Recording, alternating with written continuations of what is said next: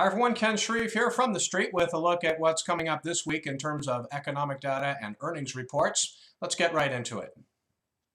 On Tuesday, watch for January retail sales data. In December, retail sales generally disappointed. Overall, sales increased 0.1% in December, below expectations for a 0.4% rise. Excluding auto sales, sales fell 0.2% in December. Economists expected a 0.3% increase. On Wednesday, the minutes from the January 25th Fed meeting will be out. Now that the Fed is transparent, the minutes probably carry a little less weight than they used to.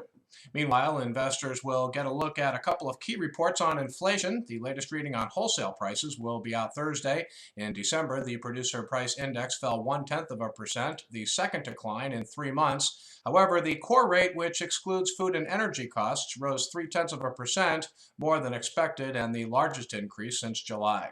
Finally, the consumer price index comes out Friday. The CPI was unchanged in December for the second straight month. Core prices rose 0.1%, in line with expectations. In terms of earnings, fast-growing Rackspace Hosting, a provider of web hosting services, reports on Monday after the close. It's a high multiple stock that no doubt will be held to a high standard. Quarterly profit is expected to rise 50% from a year ago to 15 cents a share, with sales up 31% to $281 million. Rackspace broke out in heavy volume on February 2nd ahead of the results. Meanwhile, one of the bright spots in the IPO market, Michael Kors, reports on Tuesday. The company went public in December at $20 a share and is now trading around $34. The stock is extended, but this is another solid growth story in the market.